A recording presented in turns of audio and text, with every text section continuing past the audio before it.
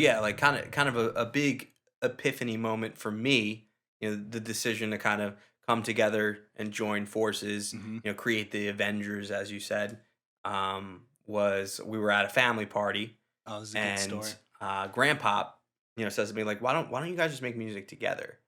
And at the time, I'm thinking like, well, how do we do that, right? Because like two separate artists, two separate voices, like how do we turn it into like one thing, Yeah, one unit. right? And We didn't even have a name at this point either, right? no, nothing. Yeah. Like It was, just we were just making music. I Yeah. think we're going under like Avellino Brothers. I think there's a or couple. Mana. This might I don't even think we be- released anything under Mana. Yeah, Like yeah. in terms of like we were covers. releasing as Avellino Brothers? Yeah, there's a couple covers out there Oh, that are under wow. Avellino Brothers. Oh, my lord. It's like, oh, we're like the Avid Brothers. No, we're not. Oh, or Boyce Avenue. Yeah. Yeah. So anyway, so So this is before we had any collection of what we wanted to do. All we knew was that we wanted to make original music. right. Mhm. Well, we came to a decision, right? So like our pattern, or like pretty much what we would do every day when I was living here, we would go to the gym, we'd listen to whatever songs we recorded or covers we recorded at the gym, and then we would go to Chipotle. So we're sitting at Chipotle and we're like, you know what? Screw this cover thing. Like, whatever. Who cares? If no one's listening to our music, then we might as well make exactly what we want to make. Like, No one's listening to the covers. Yeah, anyway. no, we popped off on a couple, but yeah, yeah, whatever. It doesn't matter. But what it boiled down to is we wanted to be.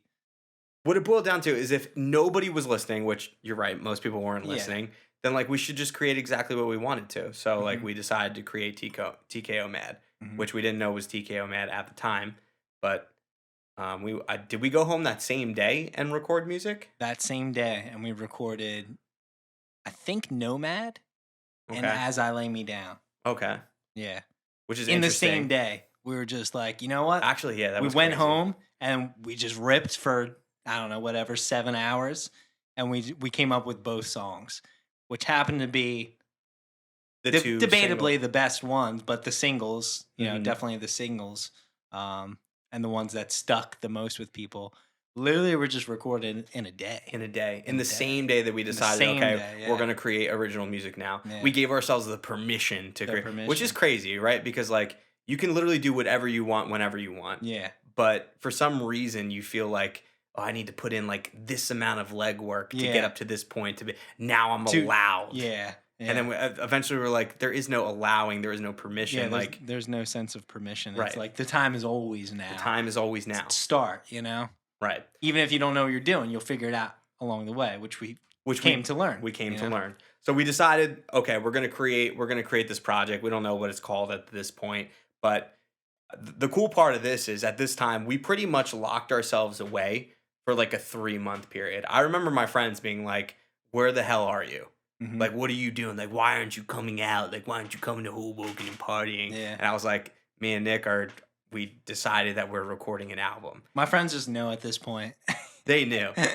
But like my friends were like, what do you mean you're creating? I was like, I don't care. Like, and we grinded for like 3 months straight in that bedroom. And we had like nothing at the time, right? Like what was our like production setup? In my bedroom, in the Right. corner, Corner of the bedroom. 2 5-inch Not the studio that you speakers. see now. No, not at all. Not this glorious Built this sanctuary. whole studio, by the way. But back then it was literally just in the corner of the bedroom, 5-inch speakers, Sweating. no No AC. Would actually turn off the AC to do vocals. the blanket over the vent. The You gotta blanket talk over about the that. vent. I mean, you got to get the best audio. I still do that to this day. We still do it. Yep. I do that in the studio too. Nothing irks my soul more than, oh, I got the best mic, best preamp. Yeah, dude, you left the fan on. It's in the recording. But, just the most minimal setup you could think of. But I love that. Like that bare bones that Yeah. just like, And like, we eventually got to the point where like we didn't even want to go to like the real professional studio. right, and we were doing that before. Yeah. Because we realized we were getting more. We were getting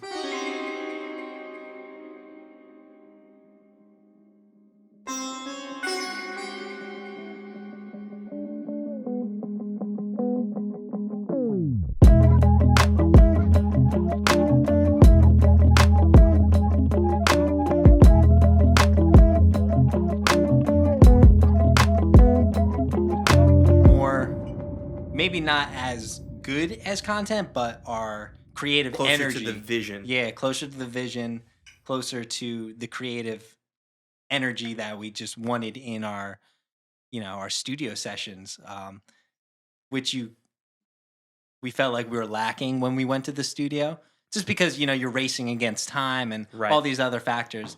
When you're just in your house, in your bed, sitting on your bed, you go home, you go downstairs, grab a snack, mom cooks some chili or whatever.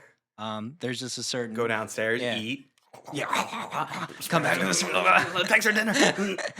Back at it. No, but honestly, there's something to say about that, and I think that like that is a huge part of our creative process, and I think that that's something that we'll continue to carry with us. That's why I built this studio. Like we have to when we make music. 'Cause I even remember like when you were recording at Trenton, we would go to Trenton. Mhm. Like the vibes aren't the same. Like when we're at home and like when you have like your home base of operations. And like whatever, you're having a couple drinky poos, Yeah. you're getting a little loose, like you're in your environment. Like we get a little, You're most crazy, a comfortable little in your freaky, house. You know what I'm saying? and that's when the best stuff. That's when the best happens, stuff comes. Yeah. Right.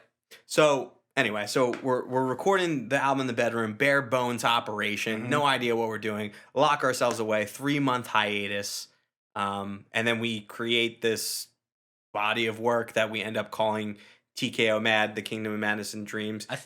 I think something cool to note too about that album that I don't think we ever brought up is that we actually, after we finished the entire album, the computer crashed.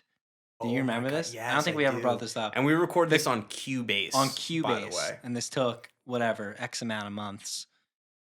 Got the final mixes down, brought it to a professional studio to get it mastered, but my computer Blue Light, Matt Bogacki. hard crashed, completely shot, and we were just left with the absolute final mixes. The lost No stems. no stems at all. I literally cried. I remember I cried. But we just rode with it and released with what we had. Not that we were gonna change it, but it was just like, To lose all of that work is Speaking it's of which, frustrating. actually, I was like with this new album, I was deleting stuff on my computer and I accidentally deleted everything on my computer.